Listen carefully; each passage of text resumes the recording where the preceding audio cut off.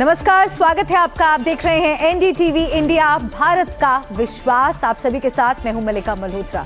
आइए करते हैं देख रहा है इंडिया की शुरुआत। उत्तर प्रदेश की राजधानी लखनऊ में जो कुछ हुआ वो कानून की गलियारों में इस समय चर्चा का विषय बना हुआ है। लखनऊ के पारा इलाके में वर्दी वाले पर ही जानलेवा हमला हो गया। लखनऊ की गलियों में दारोगा का गला दबाया गया, मोटी जंजीर से उस पर वार किया गया और ये सब कुछ हुआ अवैध दूध डेयरी के खिलाफ चलाए जा रहे अभियान के दौरान, जहां पुलिस एक्शन लेने पहुंची थी, लेकिन उसी की जान के लाले पड़ गए। सवाल ये उठता है कि इन दबंगों को इतनी ताकत आखिर कहां से मिलती है।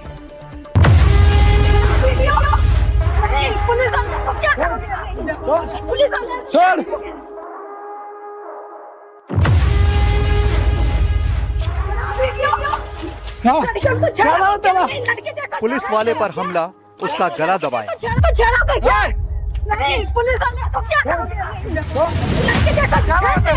मोटी चेन लेकर पुलिस वालों और नगर निगम की टीम को मारने दौड़ी ये महिला।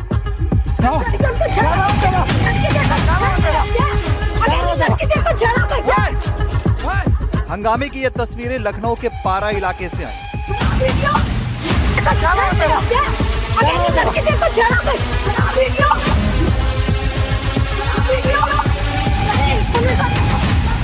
पारा थाना क्षेत्र के बादलखेड़ा बुद्धेश्वर इलाके में अतिक्रमण और गंदगी के खिलाफ कार्रवाई करने पहुंची नगर निगम की टीम पर स्थानीय लोगों ने हमला कर दिया।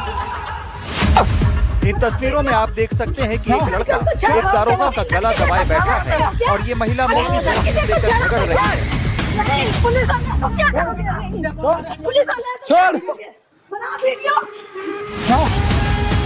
जानकारी के मुताबिक सोमवार को नगर निगम की टीम सार्वजनिक नालियों और सड़कों पर गोबर डालकर गंदगी फैलाने वालों के खिलाफ कार्रवाई करने पहुंची थी, लेकिन पुलिस बल की मौजूदगी में कार्रवाई शुरू होते ही करीब 20 से 25 लोग जमा हो गए। इसके बाद हंगामा बढ़ता गया। नगर निगम कर्मचारियों के साथ मौजूद पुलिस टीम को भी निशाना बनाया गया।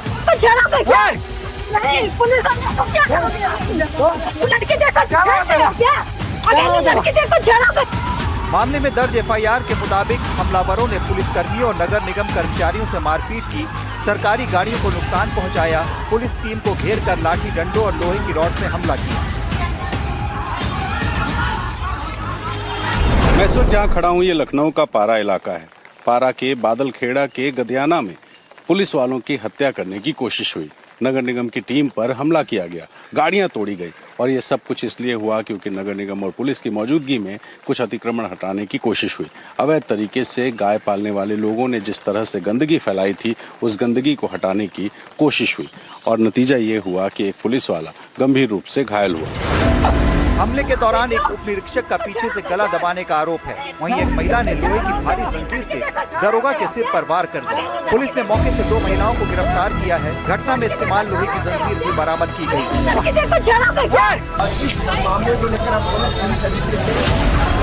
इस घटना के बाद मंगलवार को पूरी तैयारी के साथ प्रशासनिक अमला उसी इलाके में पहुंचा।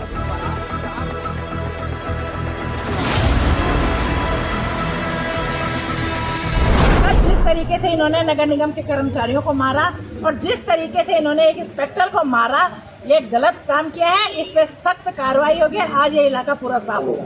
लेकिन ऐसा भी सुनने में कई बार हमला पहले भी कर चुके हैं नगर निगम टीम के भी ऊपर और पुलिस प्रशासन के ऊपर भी। हाँ, तो अब आज जवाब दे रहे हैं ना। आज मैं खुद आई हूँ यहाँ पे। ये जब इन्होंने पुलिस प्रशासन पे हमला किया है, पुलिस सुरक्षा करने के लिए, न कि आपके मार खाने के लिए। सोमवार को हुए इस मामले में एफआईआर दर्ज कर ली गई है। 14 नामजद और 10 से 12 अज्ञात लोगों पर भी केस हुआ है। पुलिस ने मौके से 2 महिलाओं को गिरफ्तार किया। इनकी पहचान खुशबुन और आफरीन के रूप में दर्ज है। पुलिस के मुताबिक खुशबुन के पास से घटना में इस्तेमाल लोहे की जंजीर बरामद हुई।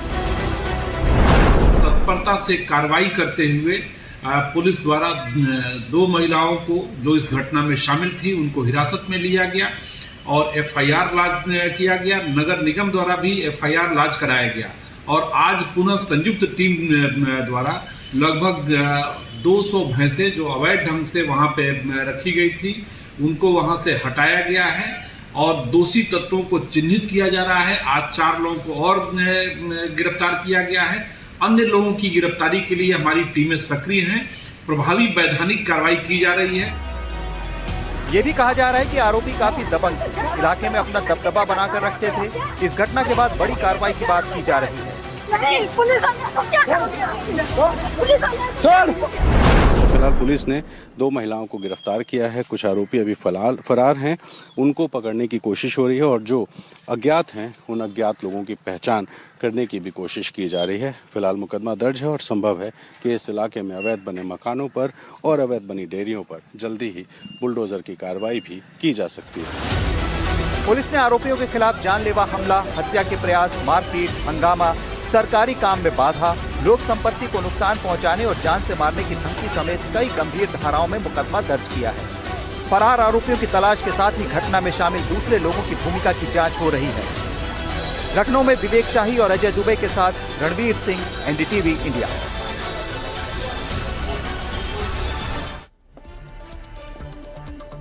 यूपी के सीएम योगी आदित्यनाथ ने युवाओं और माफिया को लेकर बड़ा संदेश दिया है। सीएम योगी ने कहा है कि युवा शक्ति का सबसे बड़ा दुश्मन है माफिया। वो पिछले 2 दिनों से गोरखपुर में अलग अलग कार्यक्रमों में शामिल हुए। उन्होंने विपक्षी नेताओं की ओर इशारा किया कि जब दुबई में मिसाइलें गिरी तो ये लोग चिल्ला रहे थे।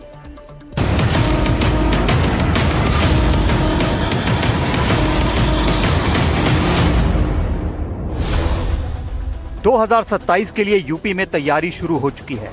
सीएम योगी जहां माफिया को चेता रहे हैं तो युवाओं को संदेश दे रहे हैं कि कैसे अपना जीवन बेहतर बनाएं।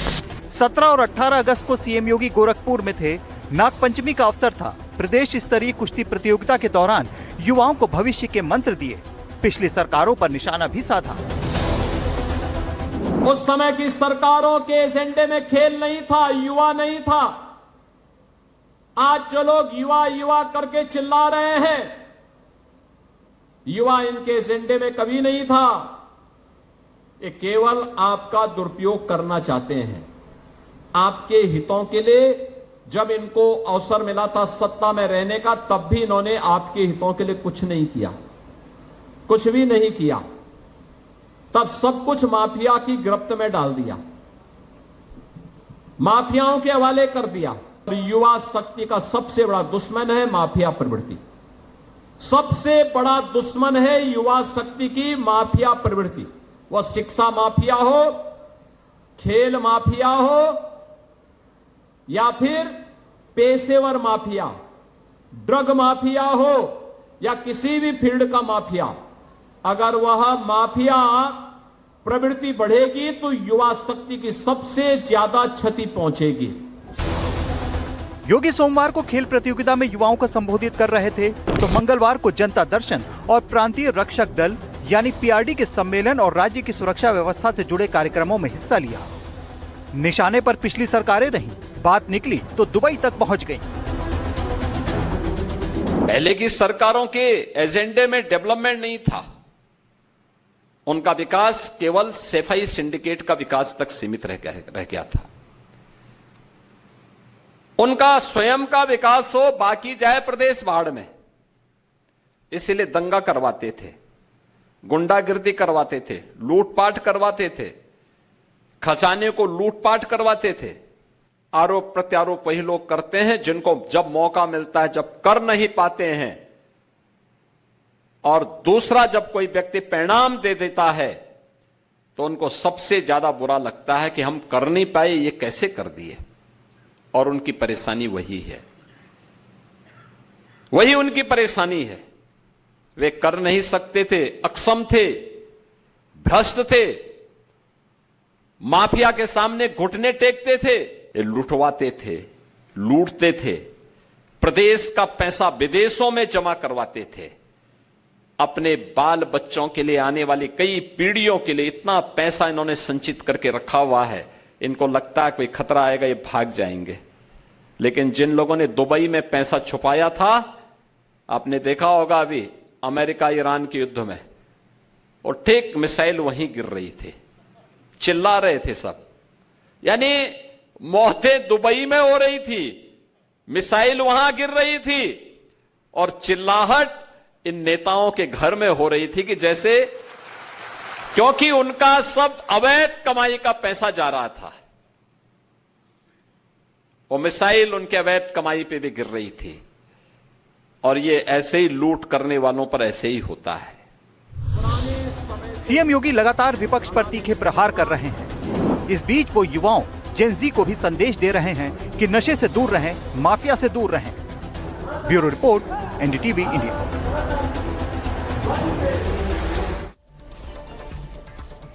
राम मंदिर चंदा चोरी केस में एसआईटी ने फाइनल रिपोर्ट सौंप दी है। ये रिपोर्ट यूपी सरकार और राम मंदिर प्रशासन को भी दी गई है। ये वो एसआईटी है जिसका गठन उत्तर प्रदेश सरकार ने किया था। रिपोर्ट में जो खुलासा हुआ है उस पर भी सियासत गर्मा गई है। समाजवादी पार्टी एसआईटी की रिपोर्ट पर हमलावर है।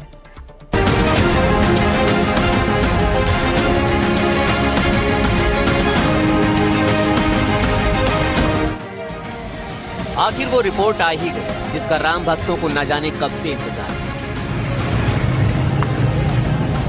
वो रिपोर्ट जिसका सियासत को भी बेसब्री से इंतजार था। वो इंतजार कि आखिर वो कौन है जो राम मंदिर में चढ़ावा चोरी का असली गुनहगार है। क्या वो 8 लोग जो पकड़े गए हैं या फिर उनमें बड़े नाम भी शामिल हैं जिनके गुनाह अब तक पर्दे के पीछे छिपे हुए हैं। रिपोर्ट अभी तक सार्वजनिक नहीं की गई है, लेकिन सूत्रों के हवाले से जो रिपोर्ट के मुख्य बिंदु सामने आए हैं उनके मुताबिक रिपोर्ट में ट्रस्ट के पूर्व महासचिव चंपत राय और सदस्य डॉक्टर अनिल मिश्रा का नाम शामिल नहीं है। यानी इन दोनों ही बड़े चेहरों को एसआईटी ने अपनी जांच में क्लीन चिट दे दी है। मतलब वो सारे आरोप जो चंपत राय और अनिल मिश्रा को लेकर लगाए जा रहे थे वो सब गलत पाए गए। ऐसा सूत्रों के हवाले से एसआईटी की रिपोर्ट में कहा गया। सूत्रों के मुताबिक हालांकि रिपोर्ट में उन सभी 8 आरोपियों के नाम शामिल हैं जो चढ़ावा चोरी केस में पहले से ही जेल में हैं और जिनसे पुलिस कई बार पूछताछ कर चुकी है, जिनमें टिन्नू यादव से लेकर अनुकल्प मिश्रा, लवकुश मिश्रा, रमाशंकर मिश्रा और सुभाष चंद्र श्रीवास्तव जैसे आरोपी शामिल हैं। ये वो आरोपी हैं जिनके घर, मकान, दुकान और वित्तीय लेन देन के बारे में जांच के बाद तमाम सारे खुलासे पहले ही हो चुके हैं। यूपी के गृह विभाग ने रिपोर्ट राम मंदिर ट्रस्ट के अध्यक्ष महंत नृत्य गोपाल दास को सौंप दी। इसे राम मंदिर ट्रस्ट की 2 सितंबर को होने वाली बैठक में रखा जाएगा। ट्रस्ट ने ही उत्तर प्रदेश सरकार से चढ़ावा चोरी की एसआईटी जांच का अनुरोध किया था। बैठक के बाद रिपोर्ट को लेकर आगे की रूपरेखा तय की जाएगी, लेकिन समाजवादी पार्टी और विपक्ष को यूपी सरकार की एसआईटी वाली रिपोर्ट पसंद नहीं आई है। वो चढ़ावा चोरी को लेकर उतने ही हमलावर हैं जैसे पहले। सरकार जिम्मेदार लोगों को, बड़ी मछली को बचा रही है, लेकिन सरकार भले बचाए। मर्यादा पुरुषोत्तम राम की धरती अयोध्या को कलंकित किया गया है, प्रभु श्री राम के दरबार को कलंकित किया गया है।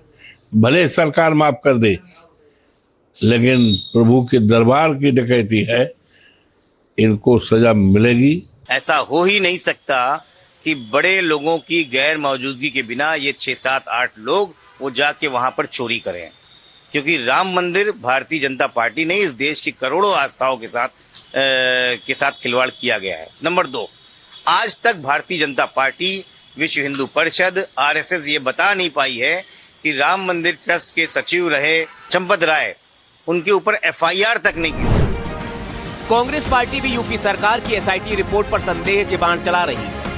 हाँ, मिलनी है क्लीन चिट, सैया भाई तो कोतवाल डर का इसका भैया, ये तो है ही, मिलना ही है सब चीजों से। हालांकि उत्तर प्रदेश सरकार इस पूरे मसले पर अभी बहुत संभल कर बोल रही है। वो कह रही है दोषियों को हर हाल में सजा जरूर मिलेगी। एसआईटी अपना काम कर रही है, एफआईआर हुई है, गिरफ्तारियां हुई हैं, लोग जेल गए हैं, रिकवरी हुई है। धर्म के चंदे में, धर्म के दान में चोरी किसी भी कीमत पर बर्दाश्त नहीं की जाएगी। इसलिए जो भी दोषी अयोध्या के दान के चोरी के मामले में होगा उनको सजा जरूर मिलेगी।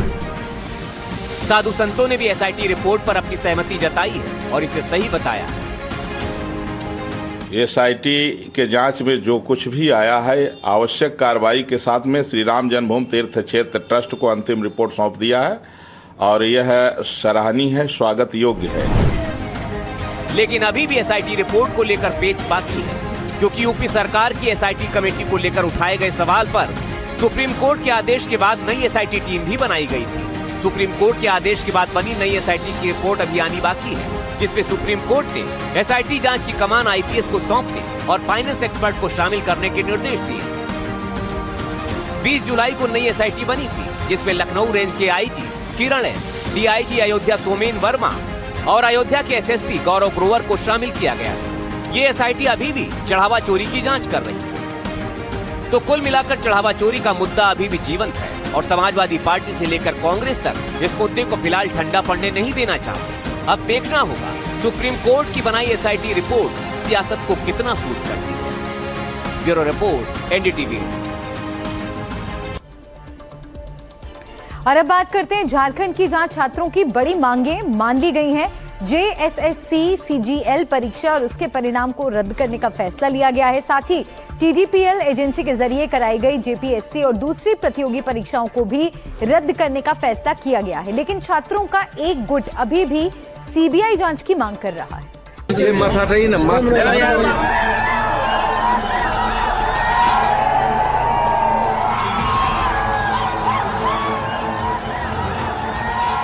JPSC और JSSC भर्ती परीक्षाओं में धांधली के खिलाफ 29 जुलाई से छात्रों और युवाओं का आंदोलन शुरू हुआ। आखिरकार 17 अगस्त को बात बन गई। झारखंड सरकार ने CGL को भी रद्द कर दिया। छात्रों ने जश्न मनाया। देवेंद्र महतो ने अनशन तोड़ा। यात्रा करते हुए हम लोग का झारखंड सरकार के तरफ से अंततः एक बहुत बड़ा फैसला आया 17 अगस्त को। और जितने भी हम लोग का डिमांड था परीक्षा रद्द वाला, JSSC CGL समेत TDPL द्वारा आयोजित सभी परीक्षाएं रद्द की जो मांग थी वो हमारी पूरी हो गई है। यह एक छात्रों का आंदोलन का ऐतिहासिक जीत है। राज्य सरकार ने JSSC CGL परीक्षा और उसके परिणाम को रद्द करने का फैसला लिया है। इसके साथ ही लखनऊ की TDPL एजेंसी के जरिए कराई गई JPSC और दूसरी प्रतियोगी परीक्षाओं को भी रद्द करने का फैसला किया गया। सरकार के फैसले का दायरा केवल JSSC CGL तक सीमित नहीं है। TDPL के जरिए कराई गई JPSC और दूसरी प्रतियोगी परीक्षाओं को भी इसके दायरे में रखा गया है। JPSC 14वीं संयुक्त सिविल सेवा प्रारंभिक परीक्षा, संयुक्त सिविल सेवा बैकलॉग परीक्षा 2023, संयुक्त सिविल सेवा बैकलॉग परीक्षा 2025, झारखंड पात्रता परीक्षा, वन क्षेत्र पदाधिकारी नियुक्ति परीक्षा, सहायक वन संरक्षक नियुक्ति परीक्षा और TDPL के माध्यम से कराई गई दूसरी प्रतियोगी परीक्षाएं इसमें शामिल हैं। हालांकि कुछ छात्र अभी भी हड़ताल पर बैठे हैं। उनका कहना है कि पूरे मामले की CBI जांच कराई जाए। और जब सरकार जांच करवा ही रही है न्यायिक देखरेख में, जुडिशियल देखरेख में, तो एक सिटिंग जज का पैनल बना ले, 3 जजों का पैनल बना ले और उनके देखरेख में CBI जांच करवा ले। किस बात का डर है? तो जब तक ये सारी इन बिंदुओं पर स्थिति स्पष्ट नहीं होती, हमारा आंदोलन अनवरत जारी रहेगा। जब तक CBI जांच नहीं हो जाती, जब तक पारदर्शिता नहीं आ जाता, जब तक जवाबदेहिता सुनिश्चित नहीं हो जाता, जब तक निष्पक्ष जांच नहीं हो जाती, तब तक हम लोग का जारी रहेगा। इस बीच एक नई समस्या और खड़ी हो गई है। झारखंड सरकार ने परीक्षाएं रद्द करने का ऐलान तो कर दिया, लेकिन अब इन परीक्षाओं में सफल अभ्यर्थियों ने सरकार के खिलाफ मोर्चा खोल दिया है। परीक्षा पास कर चुके लगभग 2250 चयनित कर्मचारियों ने मंगलवार को सचिवालय के सामने प्रदर्शन किया। ये काफ़ी हम लोग के लिए पेनफुल था और उस समय सच बताओ तो हमारा दिमाग काम नहीं कर रहा था क्या किया जाए क्या, क्योंकि यहाँ बहुत लोग हैं ऐसे इंक्लूडिंग मी कि जो पहले से जॉब में थे और छोड़ के आए हैं। 7 से 8 महीना के लगभग हम लोग जॉब में थे। उसके बाद डायरेक्ट सरकार आती है, बोलती है एग्जाम हम लोग रद्द करते हैं। ऐसा कहीं होता है क्या? नहीं ना। उसके बाद ज्वाइनिंग लेटर में भी लिखा हुआ है कि अगर कोई जांच में दूषित पाया जाता है स्टूडेंट तो उसको निकाला जाएगा, उस पर कार्रवाई किया जाएगा। तो हमको बिना कुछ बताए जो करना है, फांसी देना चाहे तो फांसी दे दे, कोई दिक्कत नहीं। और कोर्ट का डिसीजन भी है, कोर्ट में लगातार 1 साल ट्रायल चला है, कोर्टों CID 1 साल जांच की है, तो CID जांच करके खुद ही कोर्ट को पेश की है कि कहीं पे इस तरह का कोई चीज़ नहीं है। तो फिर भी अगर ये बात आ रही है तो आप चाहें तो जिस भी सक्षम स्तर से, जहाँ से सरकार चाहे, आप जाँच करवा सकते हैं। इस बीच खबर ये भी है कि JPSC परीक्षा धांधली मामले में गिरफ्तार अभय तिवारी के भाई अक्षय तिवारी और उनकी पत्नी को पुलिस हिरासत में लेकर पूछताछ शुरू कर दी गई है। जानकारी के मुताबिक गिरिडीह पुलिस की विशेष टीम देवघर स्थित उनके घर पहुंची और उन्हें अपने साथ गिरिडीह ले आई। बताया जा रहा है कि अभय तिवारी ने JSSC CGL के जरिए अपने परिजनों को सरकारी नौकरी दिलाने में कथित तौर पर मदद की थी। रांची से सोमू आनंद, NDTV इंडिया। और इसी के साथ यहाँ पर एक ब्रेक के लिए रुक रहे हैं। आप बने रहिए हमारे साथ, देखते रहिए एनडीटीवी इंडिया, भारत का विश्वास।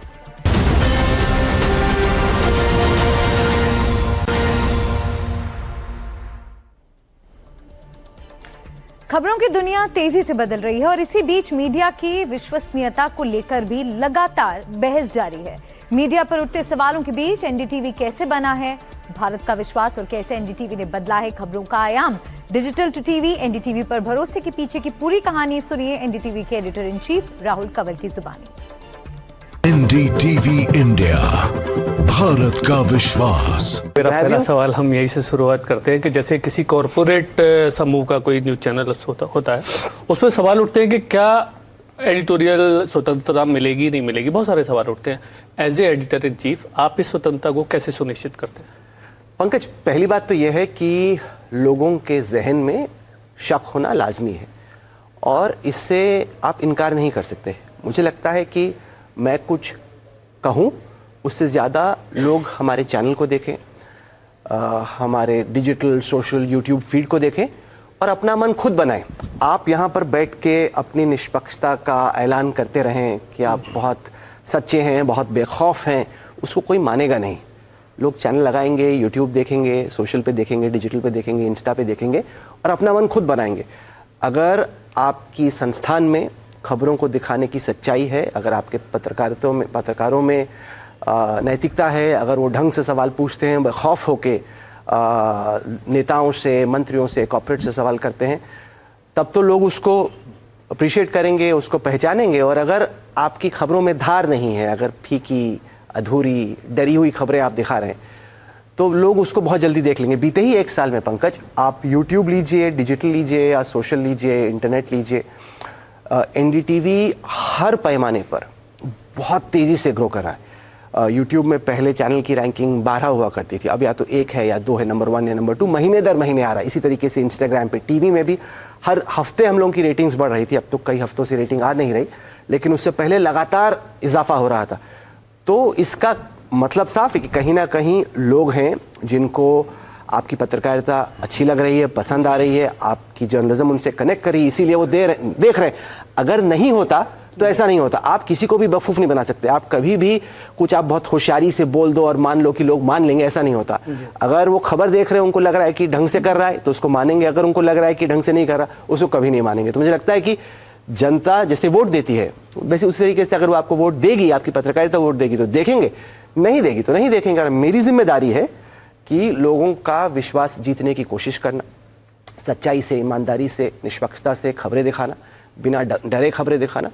और अगर हमारी ईमानदारी लोगों को अच्छी लगेगी तो खबरें देखेंगे, नहीं लगेगी तो नहीं देखेंगे। प्रोटेस्ट की बात कर रहे हैं, नीट का जो वहाँ पे प्रोटेस्ट हुआ, तो तमाम लोगों का कहना है कि मीडिया ध्रुवीकरण में बंध गई है, मतलब पार्ट्स में डिवाइड हो गई है और विश्वसनीयता हुई है, जैसा कि वहाँ पर तमाम रिपोर्टर्स के साथ हुआ। तो क्या आपको ऐसा लगता है कि मीडिया की विश्वसनीयता वास्तव में कम हुई है और क्या इसको वापस पाने के लिए आपकी नज़र में क्या किस तरह से पाई जा सकती है? पंकज, आपने मेरे काम को पिछले 2.5 दशक से देखा है। मैं लेफ्ट या राइट, पक्ष में या खिलाफ में, इस तरह की पत्रकारिता में विश्वास ही नहीं करता। मेरे हिसाब से कि आपको सबकी सुननी चाहिए। सरकार का कोई कार्यक्रम होता है वहाँ जाते हैं, कांग्रेस या विपक्ष का कोई कार्यक्रम होता है वहाँ भी जाते हैं, उनको भी सुनते हैं। और मैं इसी तरह की पत्रकारिता में विश्वास रखता हूँ। तो ये कहना कि जनता के बीच में मेन स्ट्रीम मीडिया को लेकर सवाल हैं, एकदम हैं, वाजिब हैं। और मेरे में ही जहन में कई सारे सवाल हैं, क्योंकि हमारे कई सारे साथी हैं जो अजीब अजीब हरकतें करते हैं, जो जब इस तरह के सवाल पूछते हैं, इतना डर के पूछते हैं, लेट पे किसी के चरणों पे लेट के पूछते हैं, क्या ही कर रहे हैं यार, मतलब कैसे सोते होंगे रात को। मतलब ईमानदारी से करो, अपना काम करो, और नहीं कर पाए तो घर जाओ। मतलब कोई ऐसी मजबूरी तो है नहीं ना करने की। आपको जो करना है, जिस हद तक आप ईमानदारी से कर सकते हो, आपको करना चाहिए।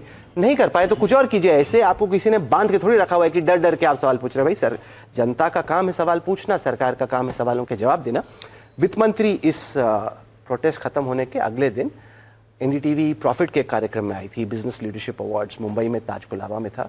और हमने कई सारे सवाल पूछे कि क्या बहुत देरी कर दी सरकार ने स्टूडेंट्स से इंगेज करते हुए, पहले क्यों नहीं जगे, इतनी नाराज़गी स्टूडेंट्स में आई, आपको पता क्यों नहीं चला, पहले धर्मेंद्र प्रधान ने क्यों नहीं जवाब दिया। वहाँ पे कई सारे औद्योगिक घरानों के लीडर्स थे, उन्होंने बोला अरे आप में बड़ी हिम्मत है, आपने किस तरह से ऐसे सवाल पूछे। मैंने कहा ये मेरी जिम्मेदारी है, हिम्मत नहीं है, ये मेरा काम है, ये मेरा धर्म है, ये मेरा फ़र्ज़ है, और जिस हद तक मैं कर सकता हूँ उसको मैं करूँगा। और इसमें मुझे कोई ब्रेवरी का सर्टिफिकेट नहीं चाहिए, किसी से नोबेल प्राइज़ नहीं चाहिए। ये मेरा काम है, मैं अपना काम ठीक से करूँगा। मैं कोशिश करूँगा कि हमारी टीम में जितने भी एंकर्स हैं, संपादक हैं, रिपोर्टर्स हैं, प्रोड्यूसर्स हैं, वो अपना काम अच्छे से करें। और हमारी उम्मीद है कि हमारी जो ईमानदारी है, हमारी जो सोच है, हमारे जो प्रयास है, वो जनता देखेगी, मानेगी। मेरे को जो चिंता है पंकज, वो ये कि जनता के बीच में कभी कभी वो मेन स्ट्रीम मीडिया को एक मोनोलिथ के तौर पे देखते हैं कि सारे चैनल एक जैसे हैं, या सारे नेता चोर हैं, या सारे पुलिस वाले चोर हैं, या सारे पत्रकार बिके हुए हैं। मेरे को लगता है वो गलत है। अगर आप देखो तो आप पाओगे कि अलग अलग शेड्स, जिंदगी में पांचों उंगलियां बराबर नहीं होती, सारे पत्रकार एक जैसे नहीं होते, सबका अपना सोचने का तरीका है, अपना काम करने का तरीका है। और मुझे लगता है जैसे आने वाले वक्त में एनडीटीवी और काम करेगा इस नए अवतार में, लोग जो हम लोग कर रहे हैं, कह रहे हैं वो नहीं, जो हम लोग कर रहे हैं उसको देखेंगे। अगर उनको अच्छा लगेगा तो मानेंगे, नहीं अच्छा लगेगा तो नहीं मानेंगे। अगर हम आपके 14 महीने का, शायद मेरे ख्याल से आपका 16 महीने का, तो इस जो कम समय में आपने क्या क्या चेंजेस किए जो आप आए तब से, उसके बाद आपने न्यूज़ रूम में क्या क्या चेंज किए, पहली बात। दूसरी चीज़, क्या आपको लगता है कि जो चेंज किए वो सभी काम कर रहे हैं? बाकी आप क्या करने वाले हैं इस पे तो हम बाद में बात करेंगे, फिलहाल इस पे बात करते हैं। सबसे पहले पंकज, हमने अपने कोर न्यूज़ को मजबूत करने की कोशिश की कि अगर आपकी न्यूज़ टीम्स हैं, वो हिंदी में हो, अंग्रेज़ी में हो, बिजनेस में हो, रीजनल लैंग्वेजेस में हो, तो वो लगना चाहिए कि वो लड़ भिड़ रहे हैं न्यूज़ के लिए। ऐसा नहीं लग रहा कि न्यूज़ ब्रेक हो रही है, ये लोग सो रहे हैं या वीकेंड मना रहे हैं, या फ़र्क ही नहीं पड़ रहा कि खबर आ रही है, जा रही है, हम लोग हरकत में हैं कि नहीं। कि लगना चाहिए कि ये 24 घंटे का निरंतर, लगातार, ताबड़तोड़ न्यूज़ चैनल है। पहले वो एनर्जी और वो पैशन आपके न्यूज़ रूम में, आपकी स्क्रीन पर, आपके टिकर पर, आपके ट्विटर हैंडल पे, आपके इंस्टाग्राम पेज पर दिखना चाहिए कि ये न्यूज़ में। दूसरा ये कि आप ये नहीं मान सकते कि हम लोग रेस में हैं। क्या आप लोग रेस जीतने के लिए लड़ रहे हैं कि नहीं? ये उन्हें जैसे कभी कभी क्या होता है कि कहते थे कि हाँ, इंडियन टीम गई ओलंपिक्स में, हमने हिस्सा लिया, बहुत अच्छी बात है। मैं यहाँ पे ओलंपिक्स में हिस्सा लेने नहीं आया हूँ, मैं यहाँ पे जीतने आया हूँ। और टीम में वो जज्बा हो कि हम लोग जीतेंगे, हम जीत रहे हैं, हम जीतने की तरफ प्रयास कर रहे हैं, ये बहुत ज़रूरी है। तो पहले तो न्यूज़ को आप स्ट्रेंथन कीजिए कि आपके चैनल की कोई रेलेवेंस हो। ऐसा नहीं हो सकता कि एनडीटीवी क्या दिखा रहा है, इससे किसी की सेहत पे फ़र्क ही नहीं पड़ रहा, कि वो है तो भी, नहीं है तो भी। मतलब कई सारे चैनल इतने रूखे सूखे से हैं कि वो दिखाएं, करें ना करें, उससे कोई फ़र्क नहीं पड़ता। एनडीटीवी पे खबर चलती है तो व्हाइट हाउस से लेकर दिल्ली के हर गलियारे तक, चेन्नई से लेकर दुनिया में आप कोई भी हिस्सा ले लीजिए, वहाँ पे उसका असर है। ये मुझे पता है क्योंकि फ़ोन मुझे आता है कि खबर है, चैनल का इम्पैक्ट है, उसका रेलेवेंस है, ये बात है। तो पहली बात तो ये है कि ब्रांड का रेलेवेंस होना चाहिए, कोई क्रेडिबिलिटी होनी चाहिए, कोई विश्वसनीयता होनी चाहिए। दूसरा ये कि ऑडियंस आपको देख रही है कि नहीं। एनडीटीवी में एक वक्त पे ये सोच थी कि यार हम तो बहुत अच्छे हैं और हम बहुत अच्छा करते हैं, लोग हमें देखते नहीं हैं, लेकिन वो इसलिए क्योंकि ये रेटिंग वेटिंग सब बर्बाद है, इससे कुछ होता नहीं है और हम रेटिंग के पर। मैं ये नहीं मानता भाई, अगर आप काम कर रहे हैं तो लोग आपको देख रहे हैं कि नहीं। वो इंस्टाग्राम पे हो, एक्स पे हो, लिंक्डइन पे हो, टीवी पे हो, यूट्यूब पे हो, तो आपको दिख ही रहा है ना। आप ही नहीं कह सकते ये मेरा वीडियो तो बेस्ट वीडियो था, इसको किसी ने देखा नहीं, लेकिन मेरे सवाल इतने अच्छे थे कि उनको समझ में नहीं आया। ये कोई मतलब नहीं। इस लॉजिक से मैं एग्री नहीं करता कि अगर आप कर रहे हो तो उसका इम्पैक्ट होना चाहिए, वो दिखना चाहिए। तो दूसरा हमने कोशिश की कि जो हमारा काम है, जैसे यूट्यूब पे, सोशल पे, डिजिटल पे, क्योंकि पिछले कई सालों में कई सारी फाइनेंशियल दिक्कतें थी, कई सारे लीगल चैलेंजेस थे, तो जो प्रयोग बाकी कंपनियों में हुए वो इतना यहाँ पे नहीं हुए क्योंकि टीम बाकी चीज़ों में फंसी हुई थी। तो उन चीज़ों को हमने मजबूत करने की कोशिश की। और तीसरी कोशिश हमने की कि एक एनडीटीवी मल्टीवर्स बनाने की दिशा में हम लोग बढ़ें, जिसमें लाइफलाइन जो कि health care, anti ageing, wellness, इससे जुड़ी हुई है, लॉन्च पैड जो कि करियर प्रोग्रेशन, अपस्किलिंग, इस तरह की चीज़ों से वास्ता रखता है, एनडीटीवी गुड टाइम्स जो कि लाइफस्टाइल, एंटरटेनमेंट, फिल्म्स, लग्जरी, इस तरह की चीज़ों से वास्ता रखता है, एनडीटीवी ऑटोमेट जो कि गाड़ियों के बारे में हम खबरें दिखाते हैं। तो इस तरह के कई सारे वर्टिकल्स पे हमने काम करना शुरू किया। एक तरीके से जैसे आप मानिए कि अभी आप पौधा लगा रहे हैं, ये पेड़ बनेगा। जो हमने कोशिश की है पिछले 14 महीनों में वो ये है कि इस तरह के पौधे लगाए जाएं जो कि एक मल्टीवर्स बने, कि आपका न्यूज़ है वो आपका कोर इंजन है, उस कोर इंजन के इर्द गिर्द आप अलग अलग नए पिलर्स बनाएं। वो पिलर्स आपके लिए कम्युनिटी बने, आपको अपने ऑडियंस से कनेक्ट करें और साथ ही साथ उसी तरीके से आप एक नया एनडीटीवी बनाए। किसी भी ऑर्गेनाइजेशन में एक सीईओ अलग है, एडिटर इन चीफ अलग है, उन दोनों के अलग अलग इंटरेस्ट होते हैं, कई बार क्लैश भी होता है। आपके साथ क्या है कि आप एडिटर एंड सीईओ दोनों का दायित्व संभाल रहे हैं, तो कई बार क्या एडवांटेज मिलता है इस चीज़ का या डिसएडवांटेज भी होता है कि प्रेशर ज़्यादा आ जाता है? एडवांटेज है कि यार कोई है नहीं, मतलब मैं ही जो डिसीजन लेना है, क्या मतलब आपको क्या लगता है? मैं एक पत्रकार हूँ जी, मेरे लिए पत्रकारिता सबसे ज़्यादा अहम है। पैसा भी कमाएंगे लेकिन ईमानदारी से कमाएंगे, और जो काम करेंगे सच्चाई से करेंगे, अच्छे से करेंगे और मेहनत से करेंगे। जितने भी हमने बातें कही, अभी हम लोग नेपाल जा रहे हैं, वहाँ पे अन्वीक्षा करें। Anviksha is inquiry, it's thought, it's dialogue, it's deliberation. We'll take Anviksha to Dubai, we'll take it to Europe, we'll take it to America, we'll take it to New Zealand, we'll take it to Australia, and we'll talk about what India is doing globally and how the world is looking at India. And yes, we will make money, but it's also about thought, it's about leadership, it's about ideas, it's about deliberation. Trust और credibility की आपने बात करी, और अभी हम जो बात करेंगे एआई की, तो मेरे दो सवाल आपस में जैसे मिले हुए हैं कि एआई न्यूज़ रूम में लगातार चल रहा है, तो एआई को लेकर एनडीटीवी क्या कर रहा है, और क्या आपको लगता है कि आने वाले समय में ये चुनौती और बढ़ेगी? तो किस तरह से ऐसा कोई है कि जो एआई कर सकता है, मतलब जो आदमी कर सकता है वो एआई नहीं कर पाएगा? एक तो ये, दूसरा, और ऐसे माहौल में जब एआई बढ़ रहा है, सब कुछ बढ़ रहा है, फेक न्यूज़ है, ट्रस्ट की आपने बात करी, तो कैसे मेंटेन रखेगा एनडीटीवी से? एनडीटीवी में हम लोग बहुत एआई यूज़ कर रहे हैं, न्यूज़ प्रोसेसेस में, टेक्स्ट को ग्राफिक बनाने में, एडिटिंग में, आपके अलग अलग फॉर्मेट्स को रीपर्पस करने में। पहले बहुत सारा टाइम ख़राब होता था कि आप पहले वर्टिकल वीडियो बना रहे हो, आप हॉरिजॉन्टल बना रहे हो, तो कई सारी चीज़ों में आप एआई के इस्तेमाल से काम को जल्दी कर सकते हैं, ज़्यादा स्पीड से कर सकते हैं, ज़्यादा इफेक्टिवली कर सकते हैं। साथ ही साथ फाइनेंस में, एचआर में, लीगल में कई सारी चीज़ें जिसमें बहुत वक्त लगता था, वो अब कम वक्त में एआई की सहायता से की जा सकती हैं। मैं एआई एंकर्स में विश्वास नहीं करता। मुझे मालूम है कई न्यूज़ रूम्स हैं जहाँ पे कहते हैं कि एंकर्स हमारे एआई वाले हैं। आप ही ने लाए थे शायद। मेरे को लगता है कि जो भी खबरें बता रहा है वो इंसान होना चाहिए, क्योंकि आप मानेंगे, जैसे मैं हूं यहाँ पे, मैं आपके सवालों के जवाब दे रहा हूँ, आप लोग हर तरह का सवाल पूछ रहे हैं। अब मैंने कैसे जवाब दिया, उस जवाब में विश्वसनीयता थी या नहीं, ये तो जो दर्शक है वो देखेगा और तय करेगा ना। अगर यहाँ एआई मशीन बैठ के या कोई महिला या पुरुष एआई एंकर आके खबरें बता दे, तो आपका जो कनेक्ट है दर्शकों से वो कट जाता है। तो philosophically, ideologically, I am opposed to AI anchors. I believe that there is a lot of use for AI at the back end in news processes, production, graphics, automation, finance, HR, legal. So that's where we're using AI on the app, creating more content, etc. But you want to see Pankaj faces. If you see a Shivarur, you know about him. You know what he does. You know what kind of food he eats, what he likes, what he doesn't like. You know his biases. You know his strengths, and you process it, keeping him in mind. Same is the case with Syed Sohail. Take anybody, Padmaja. You want to feel human beings. You don't want to be talking to a machine when you're consuming the news, and that is really important. So the ultimate person who delivers and presents the news has to be human. I think that is very important. A human connection with your audience is extremely important. So we will never see a Rahul Kanwal AI avatar on screen. Rahul Kanwal एक जैसा कि नाम है, तमाम लोगों के लिए inspiration है। आप कम समय में किया, तो जो कंटेंट क्रिएटर्स या मीडिया में जो आना चाह रहे हैं उनके लिए क्या 3 एडवाइस आपकी रहेंगी मेन? नहीं, सबसे बड़ी एडवाइस तो है कि अपना काम ईमानदारी से करो। ये पैसे लेके खबरें मत दिखाओ। ऐसा कई बड़ी जो इन्फ्लुएंसर्स हैं, क्रिएटर्स हैं, सब नहीं, उनमें से कुछ। मैं अभी इलेक्शन कवर करने गया था, कईयों का रेट कार्ड निकला हुआ है कि इतने दोगे तो ऐसा हो जाएगा, एक रील के इतने, एक वीडियो के इतने। ये तो गलत है बॉस, ये तो एकदम ही गलत है, ऐसा नहीं करना चाहिए। तो मेरा नहीं मानना कि जैसे ये कह देना कि सारे मेन स्ट्रीम चैनल बिके हुए हैं, गोदी मीडिया है, ये ठीक नहीं है। उसी तरीके से ये कह देना कि सारे इन्फ्लुएंसर्स बिके हुए, वो भी ठीक नहीं है। मुझे लगता है कि कई सारे इंडिपेंडेंट जर्नलिस्ट हैं जो कि अपना काम वाकई में इंडिपेंडेंस के साथ, एडिटोरियल इंटेग्रिटी के साथ करें। उनकी मैं बहुत इज्जत करता हूँ।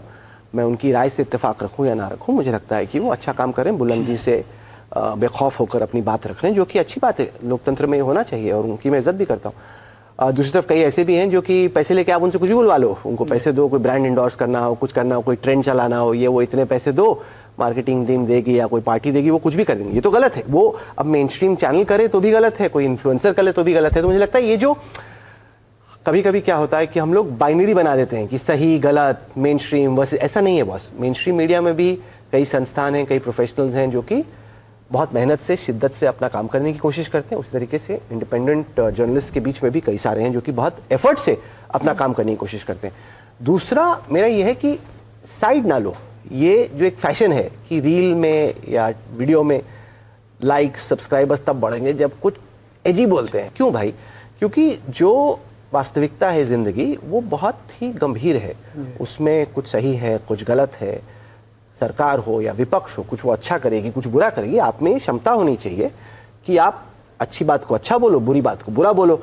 ये कह देना कि सभी कुछ खराब है या ये कह देना कि सभी कुछ अच्छा है, वो दोनों गलत है। मुझे लगता है कि बैलेंस होना चाहिए, गुड सेंस होना चाहिए। आपकी कोशिश आखिरकार हाँ या ना नहीं है भाई, उसमें कई सारे शेड्स होते हैं, उनको एक्सप्लोर करने की ज़रूरत है। मुद्दों के बारे में गंभीरता से, गहराई से सोचने की ज़रूरत है। ये रील में कि दौड़ जाए मेरा इंटरव्यू या दौड़ जाए मेरी रील, वो डिटर्मिन करोगे तो you just slipping towards extremes. बहुत बहुत सादगी से और अच्छे से जवाब दिए, इसके लिए बहुत बहुत धन्यवाद।